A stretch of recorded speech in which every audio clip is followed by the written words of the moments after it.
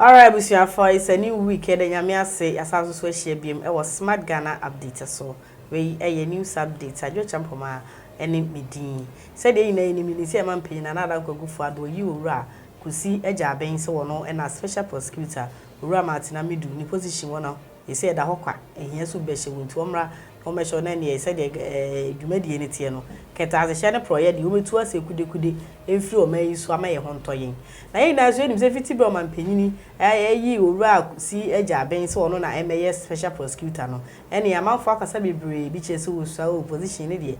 Ense se ye de ma no ada nti o mkofa no mfa de wanyini ensem bebre. Na sansem kroya ene ye Professor Agyebeng wono ene ye chief executive officer de ma Kufuor Foundation so wadi na no atumbi e na wo che papa owura Kissi Agyebeng amanfo bibisa ne se wo nsem like ohu ne sen no wodwe fa no so ono de wonwene hwe mfa no ho ewumu so ya akra de na zo so wo hwe abodin akodo ekura no be wo school ni nim de aduru na je se adwuma na wo se de ma no na ne man the benefit of the doubt hwe se adwuma de no betumi aya na ese ba bi kakra ka me ese hono na ese amanfo ponche ne se ne yonko brebo ene Gabby Otchere-Darko ye na so ye ni Gabby Otchere-Darko ne dwumadi awudi e wo mai musa so na Attorney General enso so woni ne eben pa na wo chese even kro Japadi nsensem ba yi Attorney General ba bonten be ka so Japadi ne de problem bi ani ho wo mo cheke ye na nya de ba be bob oman Ghana na mu e de imputuo e be bo oman no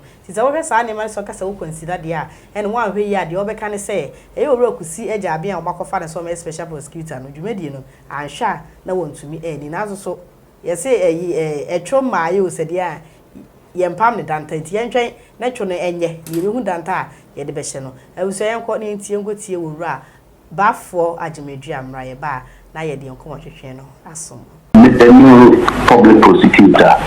Well, I didn't expect that name because frankly I never knew that name because the general expectation was that the appointee would be someone who is known in anti-corruption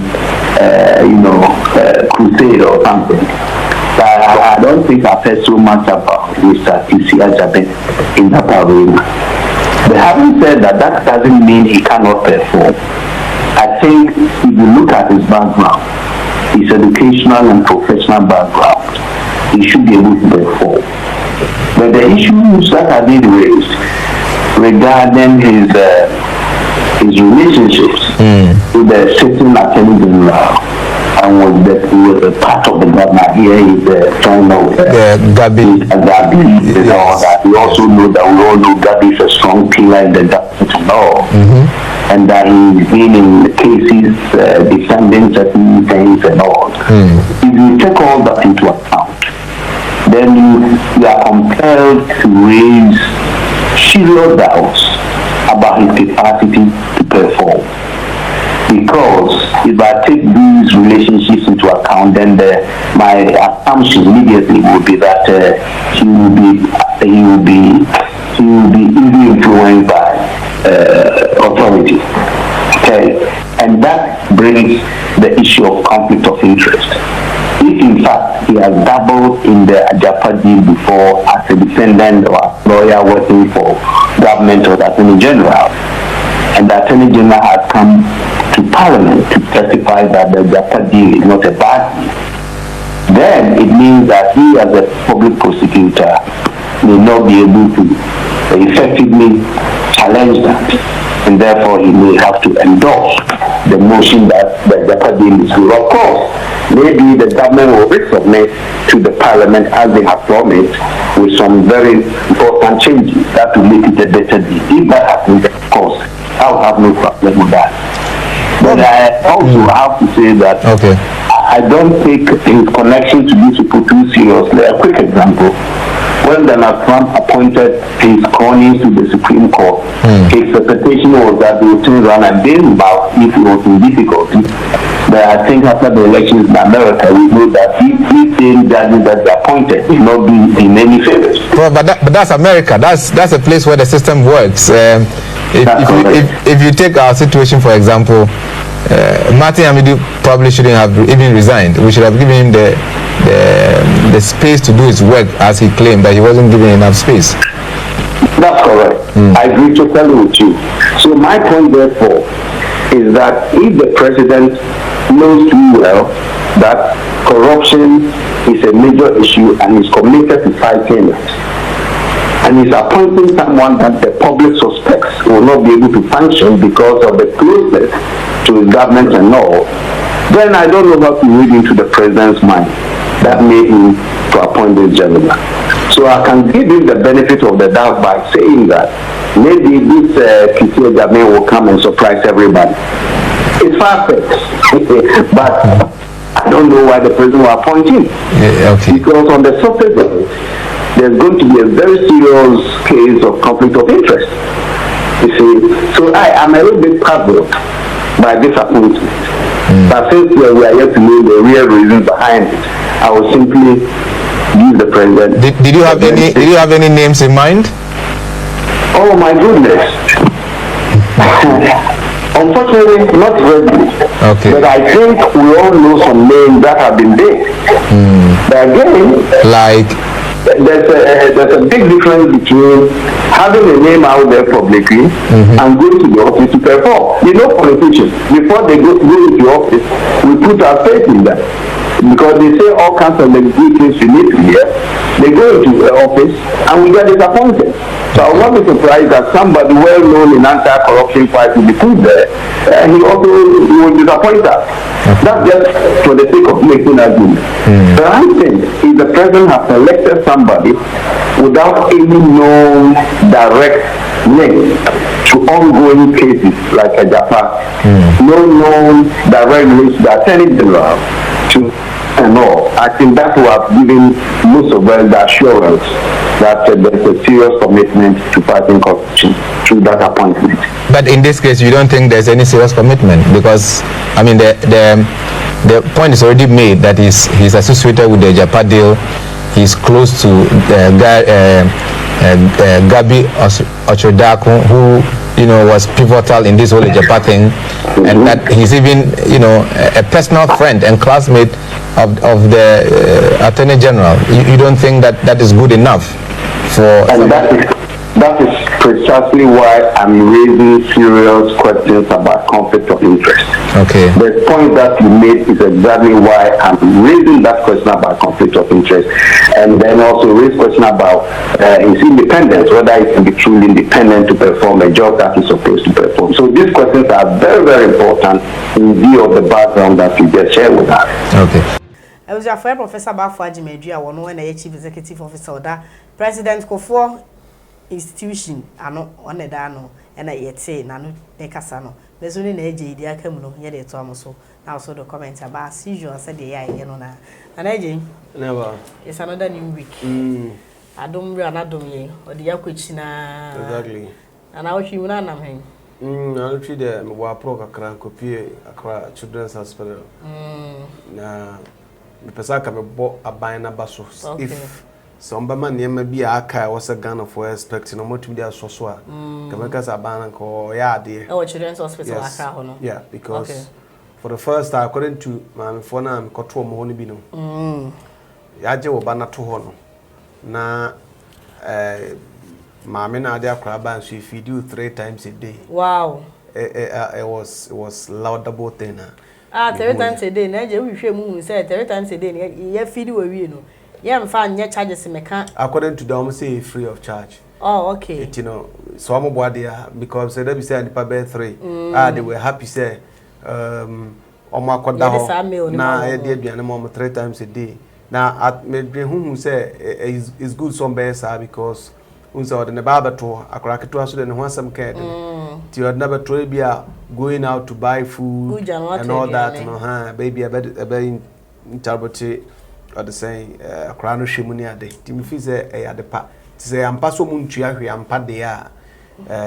If he's a ban or dear, Ghana Health Service. No more idea. I'm on Tonkos no money. See, Anna Capen and said, I'm Penico for at the free antenatal care by, it was good. As a service have been prayed, I say, who said, you been on Cotuna to Uncle Mitri and Hokadi. But I know soon, Chese, Mobius on Cotuna. Ade dino ye wa kola ba wiase a to bi kra ne ho be obeba mfa so mo man kra mo chen na wo fo yes ntino I think say it's a laudable thing. Abano, I mean, Ghana Health Service, among Kosonomonia. Okay. Yeah, the part, Are you any penny for Muntina Supem? Yeah. You say she be. Uraba Fakasa. See, for God and country, but this man in Kufuor's regime, no, a very vibrant. I think it's a no position, be one of the either ministerial position, I say, no, yeah, I think it's ambassador, so bisa, no, position. And the all can also know. I think say the appointment of Kissi Agyebeng has brought up a whole lot of argument. If you say if you say he's too young. In fact, I was part of those who were saying say we're young, not young in ability. So which my age minimum median was from a point say being too young, possibly having a young family, married and kids and all that. Never interrupted with Nejumaye. But I'm saying to also say, and also doesn't really matter. Say he has been in the industry of law, known as Anyaman for a very long time, about 20 years plus. Until I think that he knows, his whereabouts, and also, on Peninsula Appointee will be better on your background checks. Be a drop for the boys. Say they are near 13 will be a criminal. Until papa no cano, Ushimwa. Nurse and one na the amount for being so tiasi and say penny Yura Kissi Agyebeng, people are saying say they papa na can say be say on Gabby Otchere-Darko, they were classmates or schoolmates or whatsoever no Nyonko Brebo Nintino be my one which me I na soon to me so what I say as a people have that doubtness be no to me but Kamen will be some and Canada for crown, there was a utumi, especially people who are, doing corrupt practices, utumi, ye juma me shower down for Nanyam. Eti, be a man for Agyebeng say, it's as not down for Gabby, no, say, proebi Koso government more and as a buyer or tissue more. How will he be able to, tackle it? Ebi asana nkofo adwen on but I don't tell you so who said bibisa want to tackle. Well, sir, wadam for so no wadam for no say ebi amfa say sorry to say say Gabby da Otchere-Darko na mu na say koba say ensense bi e koso e corrupt practices no so ne ho bo mu a who say obi say also show professionalism just like soldier ni ko train ba na ma me no kra amredi so atase police no nchiro obeyi ni ashodanfo so by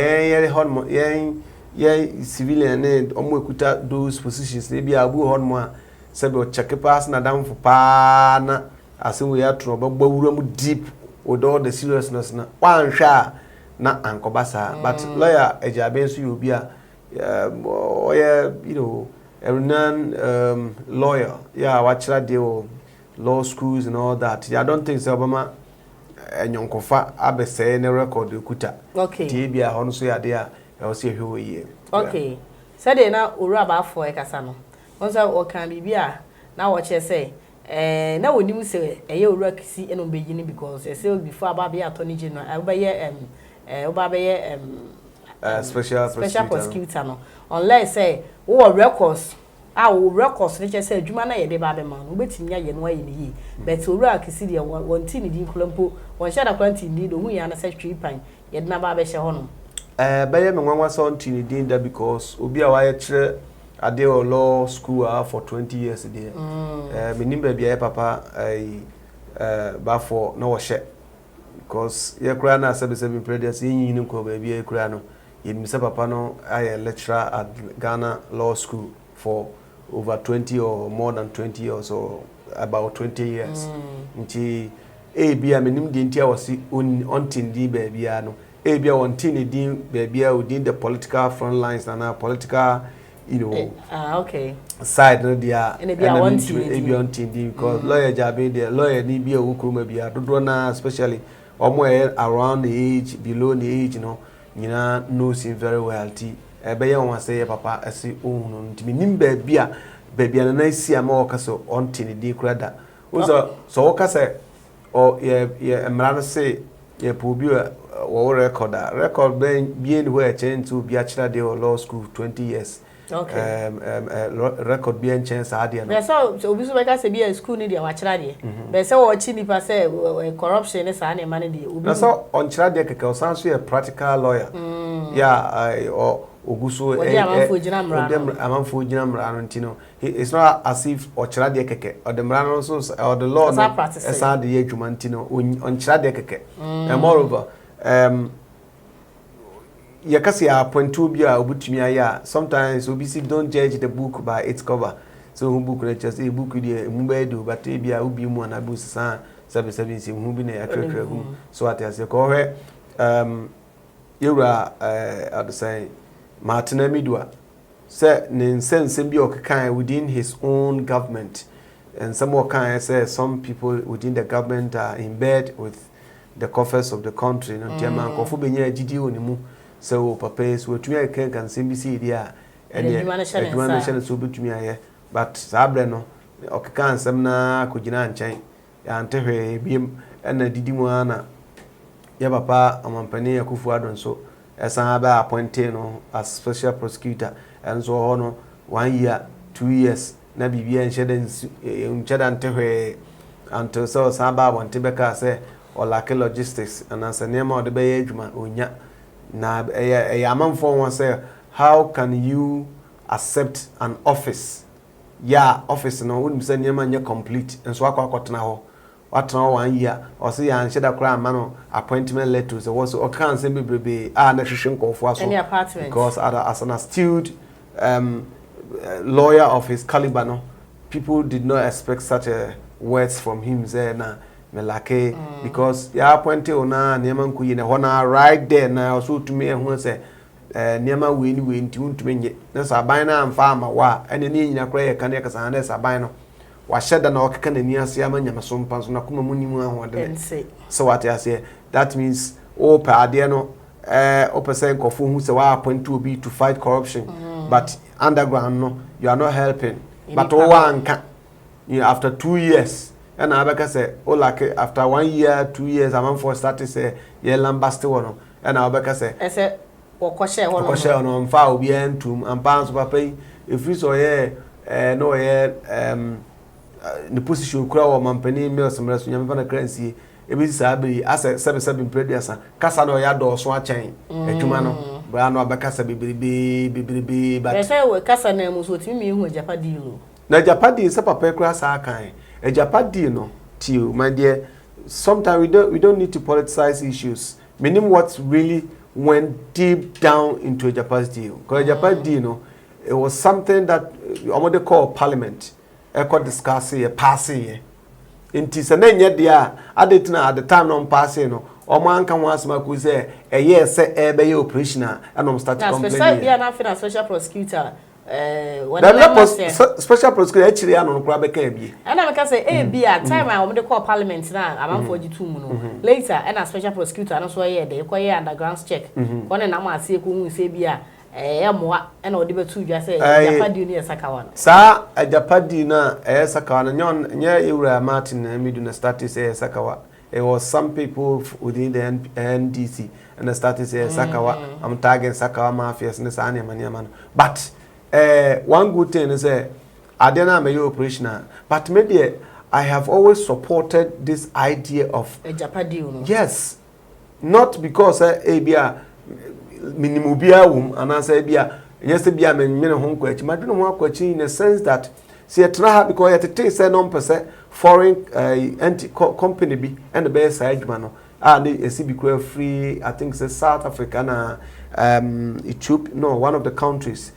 Ade nti say krom ha de na sempo nipa bia kom ho bom no sambenya ade no a ebeka krom ha ya nka what is so wrong about it unless conditions bi wo mu a bedi wo man nya de ne that obia all right so come because obia ni ho betonsa ade ahira ne busuifo so what as intino sananka practices bi wo ho a eba em wo man ne dia ka if that is where they but one shada maye typical reason why a Japan all they were saying say and at some taka off na e dey bana e dey corner nti e kwabonten dia ope to that dey kwachin so rajaj baju juju hwan for na be mineral commission so there ene nko yo okay komra meye but ye krom ni ne de ade amompene so but ade yan so kroma ni bi na wo se eye so be ya ade be ka kroma so be ye betumi monitor them constantly because say you operate ade from London, you operate ade from South Africa or whatever in Africa. Na say eba, how do you monitor it? Bibia craziness na Moses Kenya di gugua. How do you check it? Timi de na I support it. Tina ke bia conditions set tale ho em Japan no enwie payem. E na so mo katekate free ho. E bia nipa be fa ho agi percentage bia ense so mo gide a yet we cut it. So what I say but the mere fast say Ghana for the end na I really support it. Ah ne kura minyanka. Omo say matese so be sa de akopal mitakohwem yim. Omo kohwemu a omunyina enhwemu yie na yanyintu na nya Ghana fo ade enye bibia na wo sekoya amanane fo de because man gold ayetu bosata ayetu diamond ayetu enema ayetu kroma dos nso fa so yenya ni so what I say it is benya yibi entity bia na say institutions bia ombetumi monitor na percentage wo say ye Kruma for the Ghana for the between Boma Ghana no etumi aye ne na why don't you support it? Never say bibia go pia bruchiri I me I really don't support it. Ye papa ma tia me do nsembe brebe gu apono so yi okay Japan de nkwa no it was something obia ka say eba be die wu sa no mo ka mo na ka say enya no eba sa ma ntino no nchi obia nto obia nyanye obi nyam practice corruption bia ho but corruption bebreba etu okurum hai ana de ato ya sum bebrebe emu dudu asa no tumi takre okay eti na ya kwa kasa eti penisi be aduaba na nse de ewu no ntikuma concentration ntonko eti I'm expecting and then hoping say ya papa Kissi Agyebeng ono betumi aba ba ye adwuma no waye ni yi to put people ebia omo adwen say osantonti including myself he should prove us wrong. Said one over to me, I know in ye, not and some putting phone to shame, including myself, like I said. So what I say, Anna, I use some because we be wise, pennies or on to me appointed, and this is Omra Mayer, typical, and this is Omra Mayer, special prosecutor. At the same time, no, on to me soon, some appointee will be so a typical frontliner NPP. It will say, oh, you'll be a or no, Eddie and Kofi appointing, they have a political background. So what I say, eti mumaya ya samna ba enya botani hwemu let's dialogue it as a nation near what is best for the nation rather than say asabado bi asonmfe no otwe osonmfe no otwe osonmfe atwe no ayesa gam say issue aban no nkofo bi hyemu ye bi ye wo aban opposition party for so so push agenda say aban infro no so mra no mo nye na basa how do we fight it because aban kofo hyemu ye bi sa na yatete se perception me hu me fa mani hu no bi yatete sa aban kofo bi hyemu am ye bi sa anso na video so ababonten a opposition party no so kofo nam garamsey site convincing kofo say monye de mutumi an empama be na ye ba ye de be mai madwuma adan sunsu say nti asa ya ye ho sabe akototuntum ye yan na edi ho aboro na ye sutim be bi etimi a ba Ghana be kwani mu a ehia omo ehia me mo ehia ne mo a ana me nyina ya fa yentuma pa fra Ghana nso akona nim me pese me disi he ya ya ti na eje ya musu afọ Agyebeng ka kret for na eje die say owura Kissi Agyebeng lawyer you say the about for atwe oba no ebi su timi ya adwuma no ebi su usa ebi si say na eje ka no prove am wrong be ya adwuma no ewu say what the special prosecutor dey ma ho na Saudi amanfo kokko to ade so do bo ba so do bo kokko to ade so do bo ba say amanfo ewu say ampa adwuma no waye na waye ni ji ye de masia me di adwa echapo say am review say your video so ya like it na wa share am obi so nya bi ya hwe na ve so do comment aba ye de masi Adom ye na ye be sa ne mo hie bi